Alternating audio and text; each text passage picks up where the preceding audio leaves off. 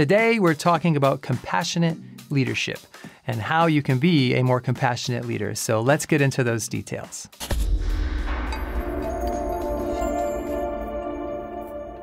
Hey there, and welcome back. Alex Lyon here.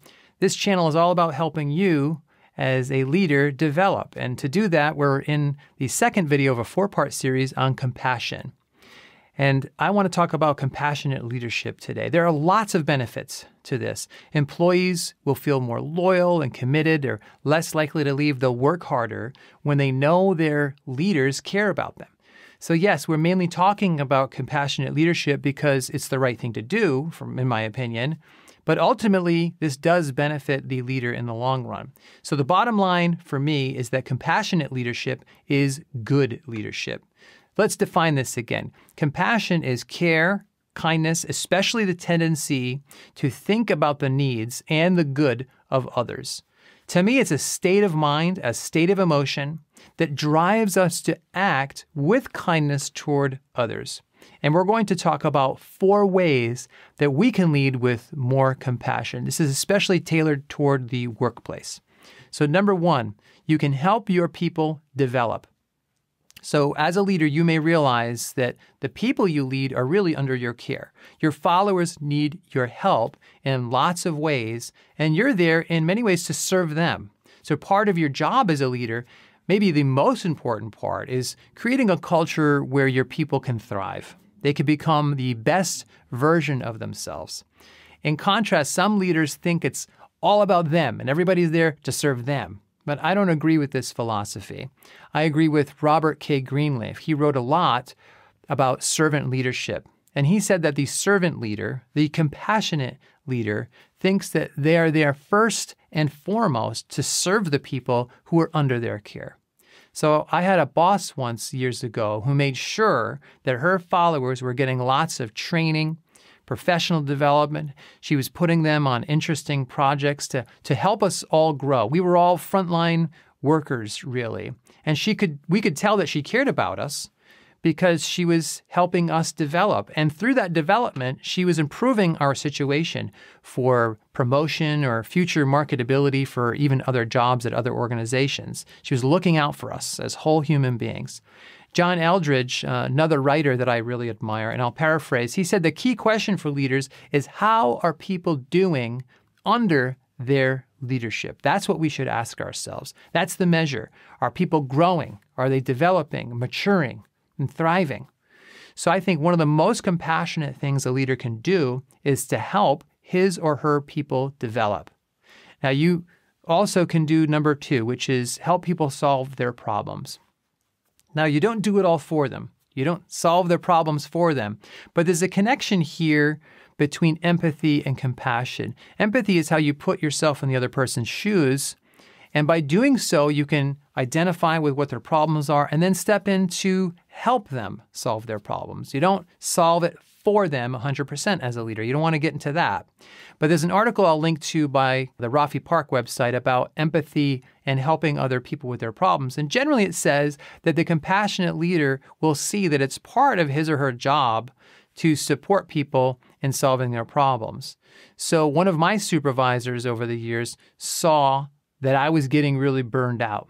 And he encouraged me to take a proper vacation, to really unplug and get some rest so that when I came back, I wasn't burned out anymore. So he didn't solve my problem for me, but he looked for a way to help me and support me through that potential burnout phase.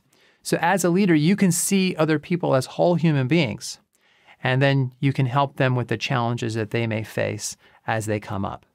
The third way you can be a compassionate leader is through your compassionate vocabulary. We should prioritize compassion in the way we talk. Words matter a lot more than people realize. There's a concept called vocabulary of motives that Kenneth Burke made well known. And he says when we talk, we reveal our motivations. In some companies, for example, all they talk about are words like profit, sales, market share, production, territory, competition. My friend once worked at an organization, and at a meeting, his boss said that he hoped the competitor's building burned down. And if it did, he would dance on the ashes. He actually didn't say the word dance. It was much more vulgar than that. But the way we communicate, our literal words and phrases, our vocabulary, reveal our motivations and reveal how we feel about other people. And if it's one-sided like this, you're not creating a system of meaning that values compassion. So in contrast, when we speak about treating people with kindness, helping others develop, looking out for the best interests of other people, then we are introducing an alternative vocabulary of motives that prioritizes and promotes compassion. I'm making an entire other video on communication and compassion, and we're going to get into that in more detail. It's the next video in this series, and when it's done, I will post to it in the description below this video. But the short version of that video is that the way we express ourselves should be laced with compassion. The fourth way that we can lead with compassion is to cultivate compassion through action. Make it part of the culture to be compassionate. So great workplaces do this, usually by putting their people first. They have a people first, their employee first philosophy.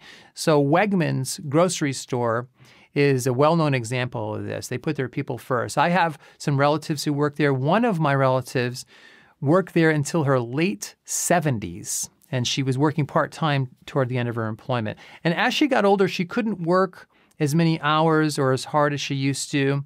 But what they did was they gave her easier jobs and they let her go part-time. Now, a lot of places would have put the bottom line first. They would have encouraged her or forced her to retire. But they never even reduced her pay, and she had been working there for over 30 years. So per hour, she was making a lot of money by then. But Wegmans cares about their people. They had compassion for her because they saw that she really wanted to keep working for social and relationship reasons. So Wegmans treats people with compassion. They're not treating them like robots. They're not treating them like they're just a line on a spreadsheet. And when you treat people well, they treat other people well. They treat customers well. There's like ripple effect. So as a leader, you can take actions like this and over time create a culture, an environment where compassion becomes the norm. So question of the day, do you know any compassionate leaders? I would love to hear about those leaders in the comment section below the video. And in the next video of this series, we're going to talk specifically about compassionate communication. So I'll link to that when it's finished. You can check it out. I will also link to a PDF download that's free. It's about the essential communication skills that every professional should have. So you can check that out in the link below as well. So God bless, and I will see you in the next video about compassionate communication.